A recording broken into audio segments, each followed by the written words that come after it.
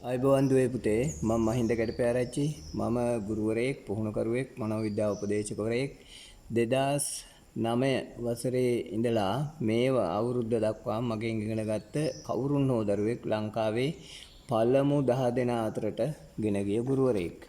එතකොට අපි අද මේ කතා කරන්නේ දරුවනේ අනුමාන ගැටලු 30 අපේ අනුමාන ගැටලු වැඩපිළිවෙලේ 30 වෙනි ගණිත ගැටලුව. එතකොට අද මම තෝරගත්ත මේ පසුගිය අවුරුදු කීපේ අහපු නැති නමුත් මේ අවුරුද්දේ අහයි කියලා හිතිය හැකි ගණිත ගැටලුවක්. සඳුදා බලන්න මේ ගාන කියවලා සඳුදා දින 5කින් යුත් අගෝස්තු මාසයක එම දිනයට තැබිය හැකි වැඩිම අගය කීයද කියලා අහනවා. එතකොට මේකේ අපි තේරුම් ගන්න ඕන කොටස් දෙකක් තියෙනවා. එකක් සඳුදා දින 5කින් යුත් කියලා කිව්වහම සඳු දින 5ක් අනිවාර්යෙන් මේ මාසෙට එන්න ඕනේ. එතකොට අගෝස්තු මාසය කියලා කිව්වහම අගෝස්තු මාසය ඉවර වෙන්නේ මොන දවසෙන්ද? ඒ කියන්නේ 30ද 31ද එහෙම කියලා මතක තියෙන්න ඕනේ. එතකොට ඔයගොල්ලෝ දන්නවනේ සාමාන්‍යයෙන් අගෝස්තු මාසයේ මොන අවුරුද්ද වුණත් ඉවර වෙන්නේ 31ෙන්ම තමයි නේද? එතකොට අපි එහෙමනම් මේ වැඩි මගේනේ අහන්නේ. ඒ නිසා මේක වැඩි මගේ අහනකොට මේකේ 31 තමයි මුලට දාන්නේ. 31. ඊට පස්සේ 31 ඉඳලා 15ට 7ක් අරන් එන්න. 15ට ඊළඟ සඳුදා දින. මේ 31 සඳ කියලා අපි ගන්නවා. එතන ඉඳලා 15ට තව දින 7ක් එනවා. එතකොට 31 තමන් 30 29 28 27 26 25 27. එතකොට 24 ඊළඟ. දැන් 24 ඉඳලා දැන් 24 මෙතන තියෙනවානේ. 24 ඉඳලා තව 7ක් පහළට එනවා. දැන් තමන් 24 23 22 21 20 19 18 17. හරි. 17. දැන් 17 ඉඳලා තව 7ක් පහළට එන්නේ. 17 තමන් 16 15 14 13 12 11 10. එතකොට 10. ඊළඟට තව 7ක් පහළට එන්න. ඊළඟ මේ සඳ දින ටික හොයාගෙන යන්නේ. සඳ දැන් 10 ඉඳලා තව 7ක් පහළට එන්න. ඊළඟ සඳ දිනේ හොයන්න. තමන් 10 9 8 7 6 5 4 3. එතකොට එතන ඉවරයිනේ නේද? දැන් ඔන්න ඔතන ඉඳලා 15ට මේ ටික එකතු කරගන්න. දැන් බලන්න 1යි 4යි 5යි 5යි 7යි 12යි 12යි 3යි 15යි 15න් ඔය දන්නවනේ ඉතින් 15න් 5 දැම්මා මේක මෙතෙන්ට අරන් ආවා. එතකොට 1යි 3යි 4යි 4යි 2යි 6යි 6යි 1යි 7යි 7යි 1යි 8යි. එතකොට මෙතන තියෙනවා 85. දැන් තේරුණාද? දින 85යි. ආයෙමත් බලමුද? සඳා දින 5කින් යොත් අගෝස්තු මාසයක එම දිනයට ලැබිය හැකි වැඩි මගේ. වැඩි මගේ කියපු ගමන් මොකද කරන්නේ? ඒ මාස ඉවර වෙන දවස හොයාගන්න.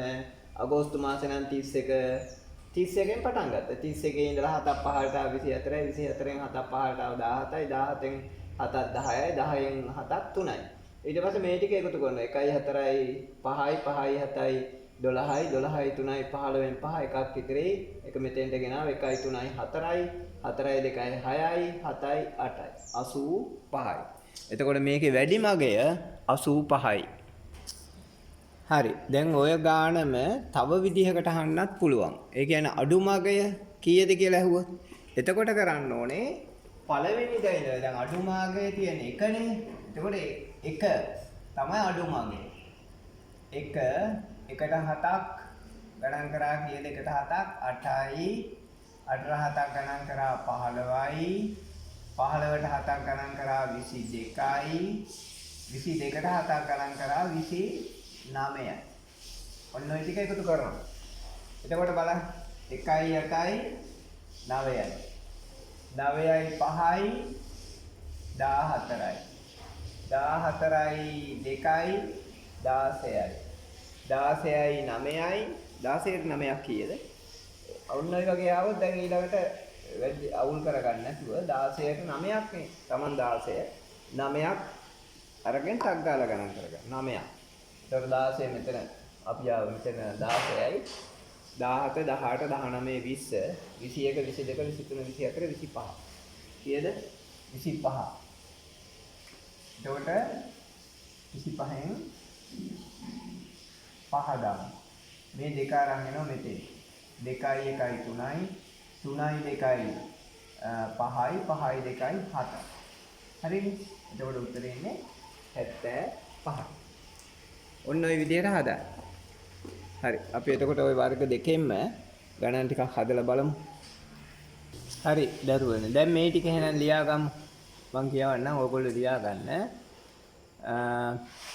පළවෙනි ගාන ඉරිදා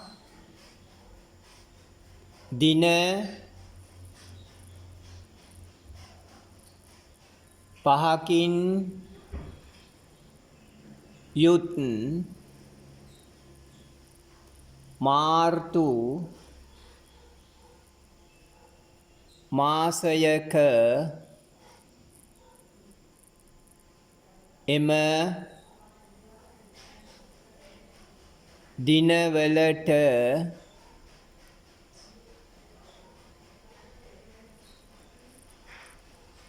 තැබිය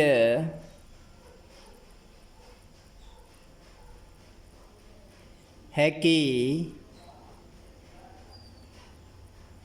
වැඩිම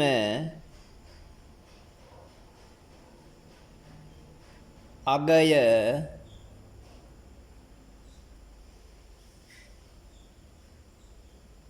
කීයද?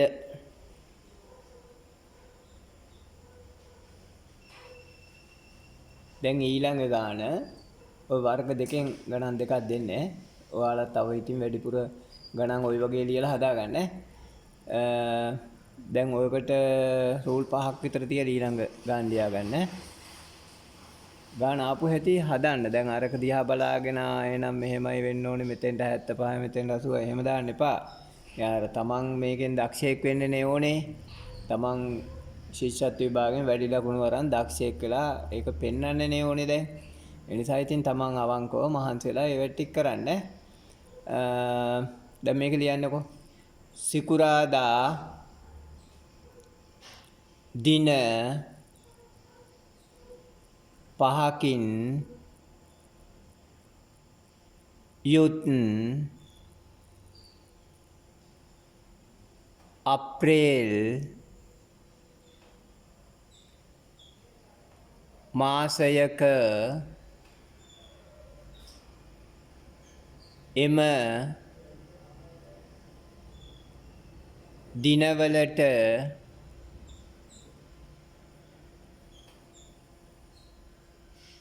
තැබිය හැකි